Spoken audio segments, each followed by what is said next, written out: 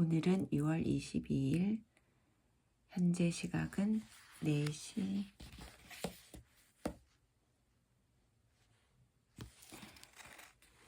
53분.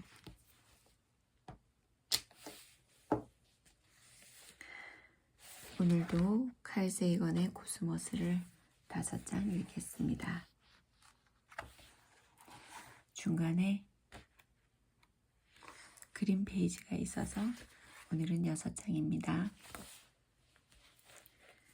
뉴턴이 보기에 만약 어떤 힘이 달을 지구 쪽으로 잡아당겨 지속적으로 운동 방향을 바꾸지 않는 한 달도 직선으로, 그러니까 달이 도는 궤도의 접선 방향으로 날아가 버릴 듯 싶었다. 그러나 어떤 힘이 달을 계속해서 지구 쪽으로 끌어당기기 때문에 달은 거의 원에 가까운 궤도를 따라 운동을 한다. 뉴턴이 힘을 중력이라고 불렀고, 거리를 두고도 작용하는 힘, 즉 원격 작용이 가능한 힘이라 생각했다. 지구와 달은 직접 물리적으로 연결되어 있지 않다. 그러나 지구는 달을 항상 우리 쪽으로 잡아당긴다. 뉴턴은 케플러의 3번째 법칙을 이용해 인력의 세기를 수학적으로 추정했다. 지구가 자가를 잡아당겨 떨어뜨리는 바로 그 힘이 달이 원 궤도를 따라 운동하도록 지구가 달을 잡아당기는 힘이었다. 뿐만 아니라 뉴턴은 그 당시 발견된 목성의 달들이 목성 주위를 궤도 운동하도록 만드는 힘도 바로 목성의 중력임을 밝혔다. 물체가 떨어지는 일은 태초부터 있었다.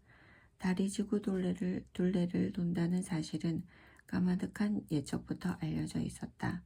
그렇지만 이 두 가지 현상이 같은 힘에 따라 일어난다는 엄청난 사실을 최초로 알아낸 사람이 뉴턴이었다.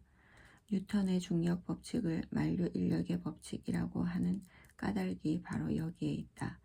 뉴턴의 중력 법칙은 우주 어디에서나 성립하는 범우주적 성격의 보편 법칙이기 때문이다.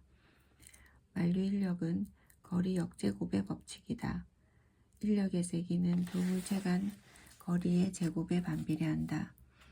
두 물체 사이의 거리를 2배로 늘리면 둘 사이에 작용하는 인력의 세기는 4분의 1로 약해진다. 만약 거리를 10배로 늘리면 인력은 10의 제곱, 즉 100분의 1로 약해진다.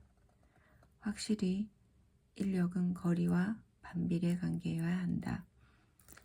즉 거리가 멀어지면 힘은 줄어야 마땅하다.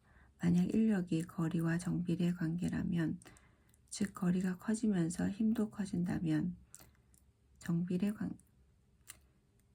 인력이 거리와 정비례 관계라면, 즉 거리가 커지면서 힘도 커진다면 가장 멀리 있는 물체가 가장 큰 힘을 받을 것이다.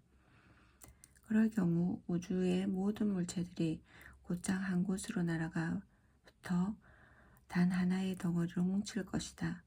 따라서 인력의 세기가 거리의 증가와 함께 감소해야 혜성이나 행성이 태양에서 멀리 있을 때에는 천천히 움직이고 가까이 있을 때에는 더 빨리 움직일 수 있을 것이다. 즉 태양에서 멀리 떨어질수록 이것들이 태양으로부터 받는 인력의 세기는 점점 더 약해지는 것이다. 행성운동에 관한 케플러의 3가지 법칙은 모두 뉴턴의 중력 법칙에서 유도해낼 수 있다. 케플러 법칙은 경험 법칙으로서 티코 브라헤가 공들여 모은 관측 결과에 그 바탕을 두고 있다. 한편 뉴턴의 중력 법칙은 이론 법칙으로 비교적 간단한 수학 공식으로 기술된다. 궁극적으로 티코 브라헤의 모든 관측 결과를 우리는 뉴턴의 중력 법칙 하나에서 추론해낼 수 있다. 뉴턴은 프린키피아에서 만류 인력의 법칙을 설명하기에 앞서 나는 이제 세계의 기본 얼개를 선보이겠다 라고 자랑스럽게 선언한다. 만년의 뉴턴은 과학자들의 단체인 영국왕립협회의 회장을 역임했고 조폐 원장 자리에도 취임하여 위조화폐의 유통을 통제하는 데 온 정성을 쏟기도 했다. 본래 감정기 호기심했던 뉴턴은 나이를 먹어가며 그 증상이 심해졌고 또 사람 대하기를 점점 꺼려했다. 다른 과학자들과 걸핏하면 논쟁을 벌였다. 논쟁의 원인은 주로 누가 먼저 발견했는가에 있었다. 앞으로는 남과 다투는 과학 연구는 그만두겠다고 마음먹기도 했다. 그리고 뉴턴이 신경쇠약증에 걸렸다는 소문을 퍼뜨리고 다니는 사람들도 있었다. 여하튼 그런 와중에서도 뉴턴은 연금술과 화학의 중간 정도에 해당하는 실험을 평생 계속했다. 최근 밝혀진 바에 따르면 뉴턴의 증세가 정신병은 아니었다고 한다. 일종의 중금속 중독으로 작은 양의 비소와 수은을 장기간에 걸쳐 섭취했을 때 나타나는 증세로 의심할 수 있는 정황이 뉴턴의 행동 양식에서 포착됐다고 한다. 그 당시 화학자들은 물질의 성분을 분석할 때 조금씩 맛을 보는 게 통례였기 때문이다. 어쨌거나 뉴턴의 천재적 지력은 늙어도 지칠 줄을 몰랐다. 1696년 스위스의 수학자 장 베르누이가 동료 수학자들에게 그 당시까지 미해결로 남아있던 최속 강화선의 문제를 도전 형식으로 제시했다. 이 문제는 연직면 위에 두 점이 서로 떨어져 있을 때 한 물체가 위점에서 아래점까지 오직 인력의 영향으로 떨어져 나간다면 어떤 형태의 곡선 경로를 따라야 가장 짧은 시간에 강화할 수 있는가 하는가를 묻는 문제였다. 베르누이는 본래 마감일을 6개월 후로 잡았다. 하지만 라이프니츠의 요청에 따라 1년 반으로 연장했다. 라이프니츠는 당시 선구적인 학자로서 뉴턴과는 독자적으로 미분과 적분법을 발견한 수학자이다. 도전장이 뉴턴에 전달될 시각은 1697년 1월 29일 오후 4시. 그때부터 그 다음날 아침 출근 전까지 뉴턴은 면분법이라는 전혀 새로운 분야의 수학을 발견했고 이것을 이용해서 최속 강화선 문제를 해결한 뒤 정리한 답을 돌려보냈다. 뉴턴의 풀이는 그의 요구대로 익명으로 발표됐다. 그러나 해결책의 뛰어남과 독창성으로 말미암아 저자의 이름이 저절로 밝혀졌다.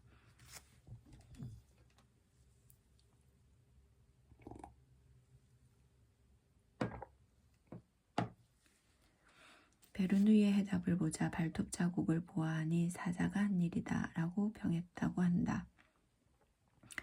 뉴턴은 그때 나이가 55세였다. 뉴턴이 말년에 주로 한 연구는 고대 문명의 연표를 보정하고 수정하는 일이었는데 이것은 고대 역사학자였던 마네토, 스트라본, 에라토스테네스 등의 전통을 이어받은 것이었다. 뉴턴의 마지막 저서인 개정 고대 왕국 연표는 유작으로 발표됐는데 그 책에는 역사적 사건들의 시기를 천문학적으로 보정한 예들이 여럿 나오고 솔로몬의 신전의 건축학적 복원이며 북반구의 별자리 이름들이 전부 그리스의 이아손과 아르곤 원정대에 등장하는 사람이나 물건이나 사건을 기린 것이라는 도발적인 주장 그리고 뉴턴 자신의 신을 제외한 여러 문명이 받들던 다양한 신들은 모두 고대의 왕이나 영웅을 후세 사람들이 신격화하는 것에 불과하다는 논리가 시종일관 등장한다. 케플러와 뉴턴은 인류 역사의 중대한 전환을 대표하는 인물이다. 이 두 사람은 비교적 단순한 수학 법칙이 자연 전체에 도를 영향을 미치고 지상에서 적용되는 법칙이 천상에서도 똑같이 적용되며 인간의 사고방식과 세계가 돌아가는 방식이 서로 공명함을 밝혔다. 그들은 관측 자료의 정확성을 인정하고 두려움 없이 받아들였다. 그리고 그들은 행성의 움직임을 정확하게 예측함으로써 인간이 코스모스를 대단히 깊은 수준까지 이해할 수 있다는 확고한 증거를 제시했다. 오늘날 세계화된 우리 문명, 우리의 세계관, 그리고 현대의 우주탐험은 전적으로 그들의 예지에 힘입은 것이다. 뉴턴은 자신이 발견한 것을 남에게 빼앗길까 늘 전전긍긍했고 동료 과학자들과 무서울 정도로 경쟁적이었다고 한다. 역제곱의 법칙을 발견하고도 10년, 20년이 다 지나서야 발표하는 일은 뉴턴에게 아주 당연한 것이었다. 그러나 자연의 장대함과 복잡 미묘함 앞에서 뉴턴은 프톨레마이오스와 케플러와 마찬가지로 명랑하면서 또 정감 어린 겸손을 보일 줄도 알았다. 죽기 바로 전 뉴턴은 이렇게 썼다. 세상이 나를 어떤 눈으로 볼지 모른다. 그러나 내 눈에 비친 나는 어린아이와 같다. 나는 바닷가 모래밭에서 더 매끈하게 닦인 조약돌이나 더 예쁜 조개 껍데기를 찾아 주우며 놀지만 거대한 진리의 바다는 온전한 미지로 내 앞에 그대로 펼쳐져 있다. 4. 천국과 지옥. 지구는 사랑스러울 정도로 아름다울 뿐 아니라 특별한 사건이 없는 한 우리에게 마음의 고요를 허락하는 곳이기도 하다. 변화 이때 아주 천천히 일어난다. 한 개인이 평생 동안 겪게 되는 자연의 재해도 대단한 것이라고 해야 태풍 정도가 고작이니 우리는 지구에서 크게 걱정하지 않고 살아갈 수 있는 것이다. 그러나 긴 자연의 역사를 살펴보면 자연재해에 관한 흔적이 여기저기 남아있다. 세상이 온통 풍비박산난 적이 한두 번이 아니다. 어디 그뿐인가? 의도적일 수도 있고 아닐 수도 있지만 최근에 자기 파멸적인 재앙을 불러올지도 모르는 기술적 발전이 파괴의 요인으로 작용하고 있다. 과거의 기록이 잘 보존되어 있는 다른 행성들의 지형을 살펴봐도 그곳에서 대규모의 자연재해들이 많이 일어났음을 알 수 있다. 결국 얼마나 긴 시간 척도로 변화를 보느냐에 따라 평온과 고요에 그치고 격동과 소란의 행성이 될 수도 있다. 인생 100년에서는 상상조차 할 수 없는 사건이라도 100만 년이라는 긴 세월에는 필연적으로 발생할 수 있기 때문이다. 지구상에서도 그리고 심지어 20세기에도 아주 기이한 자연현상이 몇 건 일어났다.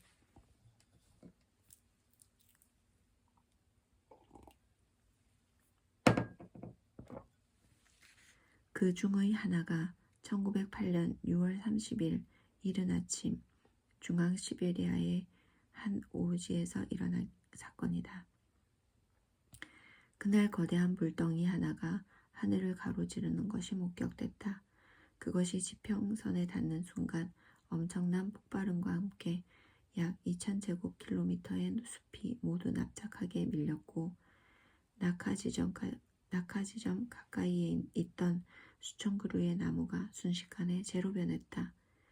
그때 대기에서 발생한 충격파가 지구를 두 바퀴나 돌았다고 한다.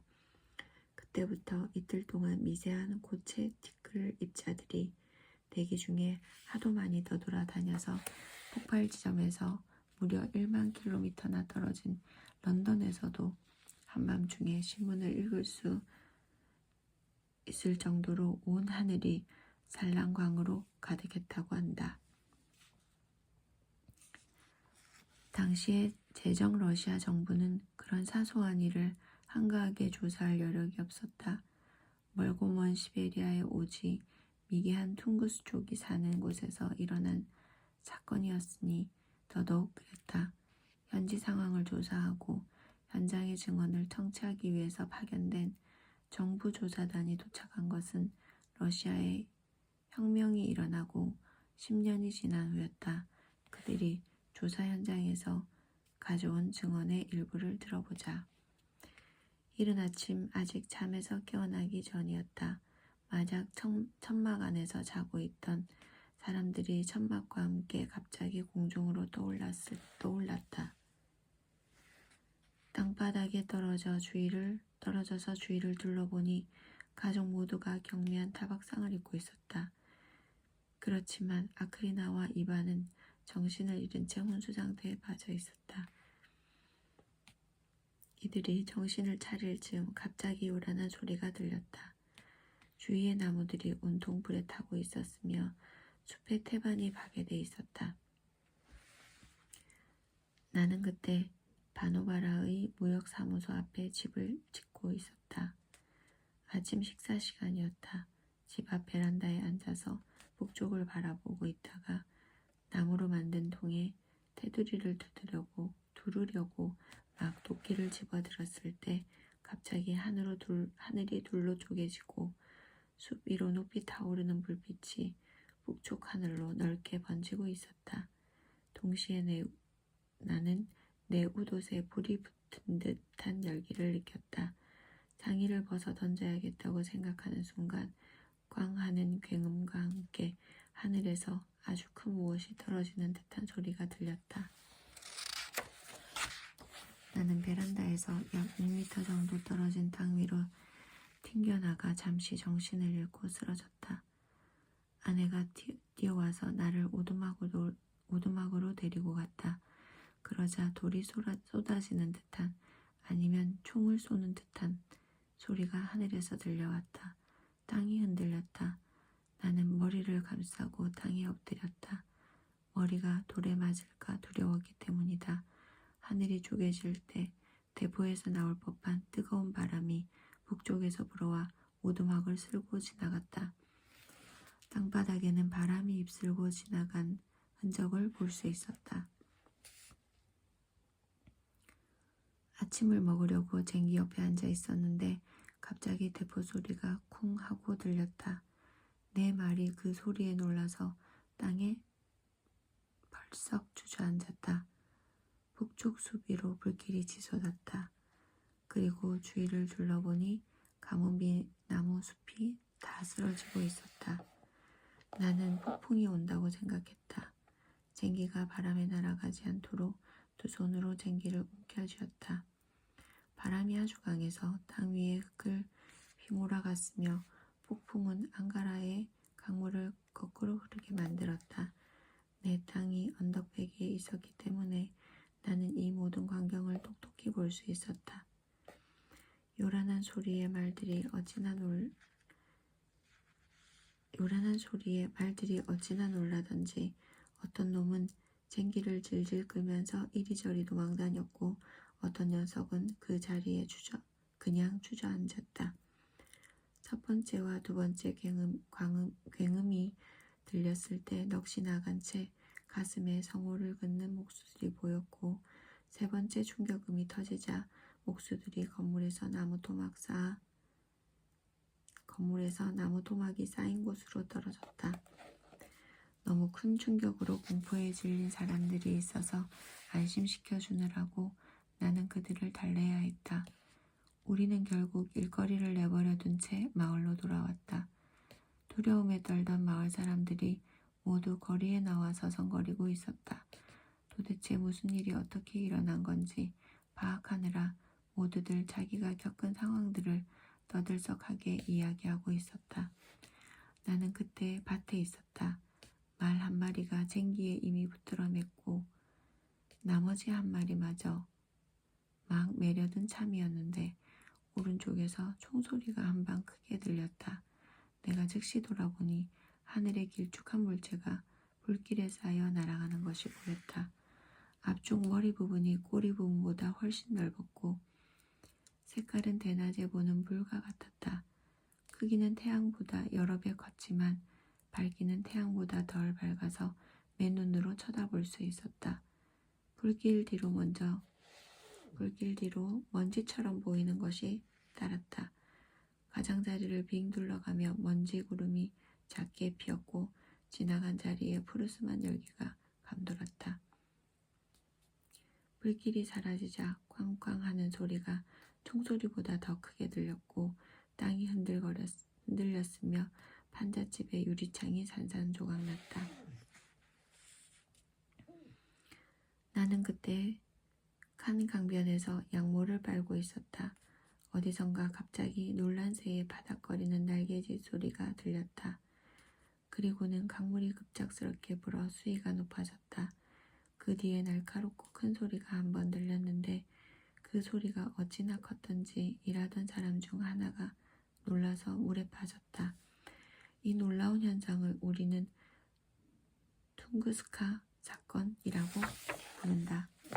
어떤 학자들은 이 사건의 원인을 물질과 반물질의 소멸 현상에서 찾으려고 했다. 날아가던 반물질적 조각이 어쩌다 물질인 지구와 충돌해 엄청난 양의 감마선 복사를 방출하고 흔적도 없이 사라졌다는 것이다.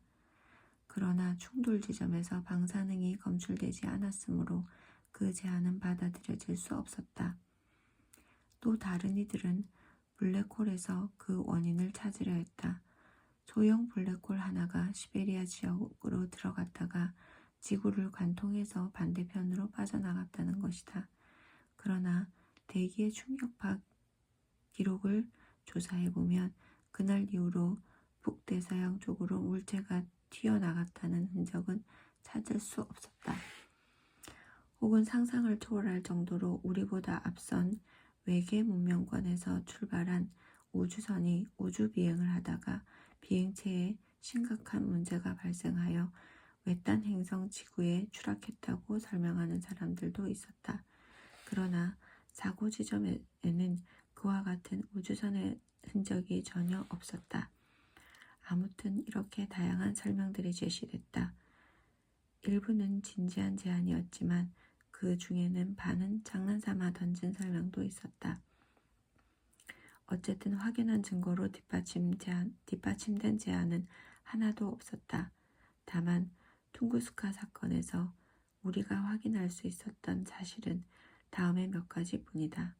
어마어마한 규모의 폭발이 있었고 그 폭발이 지구 대기에 거대한 충격파를 발생시켰으며 그 결과 광대한 산림지대가 초토로 변했다. 그렇지만 사건 현장에는 충돌 때문에 생긴 구덩이가 파이지 않았다. 이 모든 사실을 포괄해서 설명할 수 있는 단 한 가지 가설은 1908년에 혜성의 조각이 지구와 충돌했다라는 것이다. 행성과 행성 사이의 공간에도 많은 천체들이 더 돌아다닌다. 일부는 암석질의 작은 덩어리이고 또 어떤 것들은 철을 많이 함유하는 금속 물질의 소형 천체이다. 이 외에도 얼음 성분의 덩어리들이 있는가 하면 유기물을 많이 함유한 것들도 있다. 이들은 티끌만한 알갱이에서 시작하여 니카라과 또는 부탄의 영토만한 것에 이르기까지 그 크기가 다양하다.